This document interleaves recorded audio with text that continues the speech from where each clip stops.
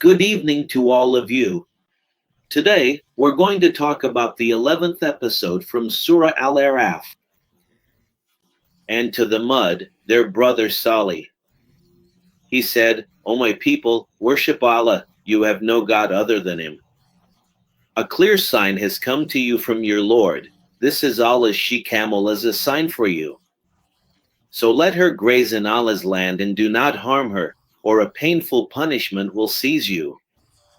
This verse is connected to verse 59 of Al-Aaraf, which says, "We certainly sent Noah to his people." Here, the meaning is, just as we sent Noah to his people, we also sent Salih to his people. So, to which people? The people of the mud. And why did we send him? To call them to worship Allah. Allah had already destroyed the people of Ad, whom we talked about last time, and replaced them with the people of the mud, whom we will talk about this time, just as happened before. In the previous episode, he destroyed the people of Noah and replaced them. Then came Ad, see how he destroys one people and replaces them with others.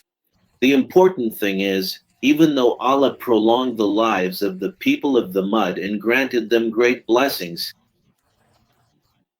they still, in the end, worshipped idols. Anyway, when Salih went to the people of the mud to call them to worship the one and only God, they demanded a miracle from him. They said to him, "Show us a sign, a miracle, or else you're not a prophet and you haven't come with any message or anything." So they told him, "The miracle that could make us believe is this. Do you see that rock over there?" He said to them, yes. They said to him, "Bring forth a she-camel from it." That was their demand. The rock split open. It went into labor, so to speak. It shook, and what came out of it? A she-camel. All right. So he told them, "Here is the she-camel. Do not slaughter her, so that you do not bring pain and hardship upon yourselves in this world." Okay, so where exactly is the mud? The mud is in an area between the Hijaz and the Levant, between Saudi Arabia and the Levant. The Levant region includes Palestine, Syria, Jordan, and Iraq. That area is between Saudi Arabia and that region. All right, so why was it called the mud? Because its water was scarce, meaning there was thirst and drought in that whole area. That's the story. All right, so what's the source here? The source is Mathati al-Gaib by al-Razi. Here, if you notice, everyone, pay attention to who is saying this and who is narrating it. Of course, what did God send the mud for? He sent Salih, to the people of the mud. That's correct. But let's start from this word here, the one in red, the one that's underlined. The statement is attributed to Salih. It's his words, not God's. God did send him with a message. That's true, to call his people, the mud, to believe in God alone. But the statement is from Salih, and the message is from God. Meaning, God himself didn't say, "O my people, worship Allah, you have no other God but him." He didn't say it like that, but rather, it was said this way. The one who spoke was Salih, and the one who conveyed the statement was the Quran. And remember when he made you successors after Ad and settled you in the land, you build palaces on its plains and carve houses out of the mountains. So remember God's blessings and do not go about spreading corruption in the land. Prophet Salih is telling his people that God made you successors after the people of Ad, whom he destroyed before you, and naturally, he settled you in a flat land so you could build houses or palaces there for the summer and carve homes in the mountains for the winter. So God honored you with both of these things. He blessed you with the flat land and with the mountains, so you could make houses for the summer here and houses for the winter there, for the cold and all that. What Salih is telling the mud is that you should remember God's blessings upon you, never disobey him, and never call upon anyone besides him. That's the idea. What's the source that says this meaning? It's the Quranic commentary by Al-Aaraf. Who is the one saying it? And who is the one transmitting it? Don't be upset by this question. I'm sorry. All right. The one speaking is Salih, because this is connected to the previous verse, verse 73. He's telling them to do such and such, and to remember, so the speech is still Salih's, directed to his people, the mud. That was the story. So, the statement in this verse is exactly like the previous verse. The statement is from Salih, but who is transmitting it? The Quran or God? The arrogant leaders among his people said to those who were oppressed, to those who believed among them, do you know that Salih is truly sent from his Lord? They said, we believe in what he has been sent with. What's the meaning here?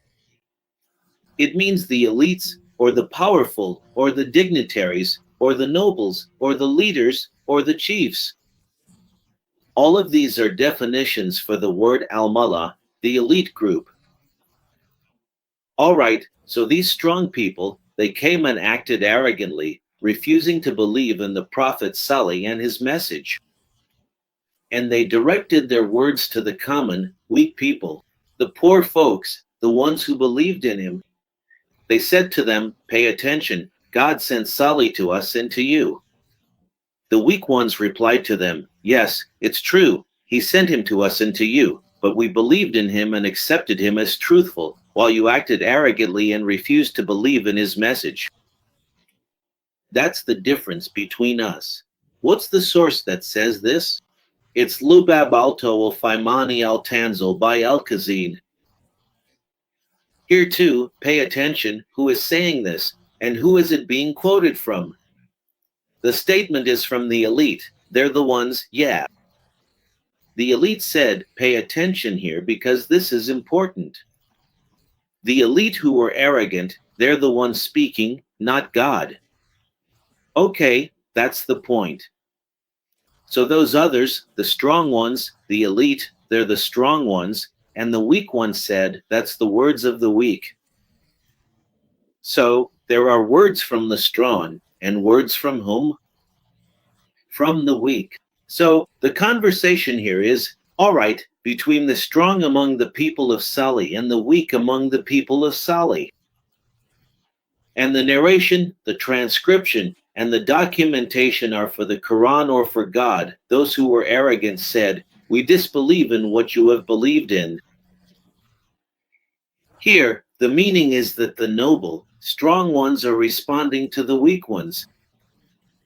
These nobles, the group who acted arrogantly towards the Prophet with Salih's message and so on, are responding to the weak. When, in the previous verse, they said to them, the difference is that we believed in his message and accepted him as a prophet. You did not believe. So now the strong ones are responding to them.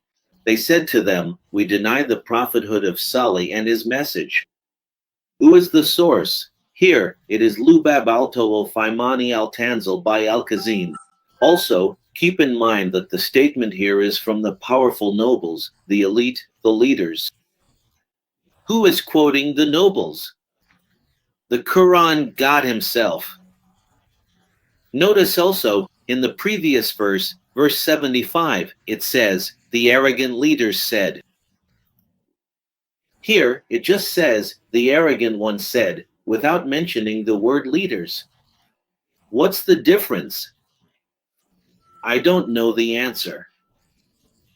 So they hamstrung the she-camel and defied the command of their Lord, and said, O Salih, bring us what you threaten us with, if you are truly one of the messengers. Here, the meaning is that it was the nobles or the powerful ones. Let's say those who are the mala, the elite, are the ones who slaughtered the she-camel. They killed it. What does they hamstrung it mean? It means they slaughtered it and took it. So, when he first appeared to them, that's how it was.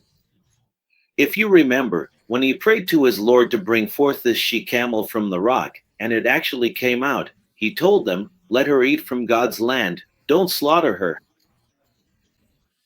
But you see, out of defiance, they slaughtered her. So what did they do? They disobeyed God's command and called Prophet Salih a liar. And not only that, they didn't just stop at calling Prophet Salih a liar and slaughtering the she-camel. No, they even said to him, if you really are a messenger as you claim, as you say you are, then bring us the punishment of your Lord. Come on, show us the punishment you keep talking about. Look, we've slaughtered her and we've disobeyed you. Who is the source here? Fath al-Qadir by al-Shawkani. Who's speaking here? So they hamstrung her and said, keep in mind, these were the leaders, the nobles, the powerful ones from which people? From the people of Salih. These are the ones who hamstrung the she-camel, slaughtered her, disobeyed the command of their Lord, and told him, bring us the punishment. All three things, got it. Very nice. So here, they're the ones who said it, not Salih, nor did God say it. And here, the pronoun refers to the people of Salih, or the leaders among the people of Salih, not even all of them, exactly. So who said it? The leaders. Who conveyed the words of the leaders? God or the Quran. So the earthquake seized them, and they were left lifeless in their homes. What does this mean here? Here, when they challenged Salih and said, we did this, we did that, we slaughtered, now bring it to us. If you are truly a messenger, bring us the punishment. If you are really a prophet, pay attention. Then the blast or the earthquake struck them. It came to them, terrified them to their core, and they all fell down on their faces inside their homes, just like dead people, not moving at all. So what's the story here? The source is the same, Fath al-Qadir by al-Shawkani. The real question here is, who said this? Who is speaking here? Is it God saying, so the blast seized them? Or is it Salih speaking, and God is quoting Salih when he turned away from them and said, O my people, I have delivered to you the message of my Lord and advised you, but you do not like those who give advice? The meaning here is that Salih couldn't reach any conclusion with them. They argued with him and challenged him. You see, there was no use. So he expressed himself to them and said, I have delivered to you the complete message of my Lord and advised you, sometimes by encouraging you, sometimes by warning you. But you always oppose anyone who tries to advise you, always like that. Who is the source here? Al-Wasid in the interpretation of the Quran by Sheikh Muhammad Sayyid Tantawi. Whose words are these? Look, pay attention. Once he turned away, that's the act of turning away. He turned away from them, you see? And here, the statement is attributed to Salih, directed at his people. You see? That's the verse. That's the story. So, the statement is from Salih, and the narration is from the Quran or from God. In summary, Salih and his people were in a situation where there were three parties challenging each other this time. Salih, the leaders of his people, or the nobles among his people, and the weak among his people, all of them got involved in a state of debate, discussion, and conversation being narrated, recounted, and told. So this state of dialogue or debate between the three Salih, the leaders, and the weak or the common people, pay attention to that. It is God, the Quran, that documented, narrated, or recounted this conversation. So, a question, did what happened between the leaders, Salih, and the common people occur by God's will or by their own will? It was by their own free human will, completely separate and independent from God's will. This is an important question. The answer is that this dialogue that took place between Salih, the leaders of his people, and the weak among his people happened by human will, entirely separate from God's will. Because, keep in mind, logic says that if God were to send Salih with a message, and God himself wanted, by divine will for his people, meaning that they would disobey him, and God himself would destroy those people who disobeyed him. That simply means we're dealing with a director, not a God. Did God know all of this? That's something we can talk about freely. Whether he knows or doesn't know, that's a whole story. A story with a lot to discuss and debate. But he wants. No. Here's the verse. Here's the first clarification. That what happened in the verses in this episode happened purely by human will. Okay, now for the second clarification. The event took place between Sully, the leaders, and the weak ones at a specific time and in a specific place, just as we said exactly in the last episode. God conveyed this conversation that happened between the three of them at that exact time and place. What's the result? The result is that the Quran embodied God. Why? Because God was linked to the event, the conversation that took place between those three at that specific time and place. Supposedly, God is absolute. He is not tied to any event, time, or place. God creates. All right, fine. God resurrects. Very good. God judges. Very nice. God inspires. Very good. All of that is good. But for him to live through the event minute by minute, second by second, and to relay what people say to each other, whether they are messengers, leaders, or just weak or simple people, this is something that really needs to be reconsidered. Thank you very much, and I'll see you in the next episode. Goodbye.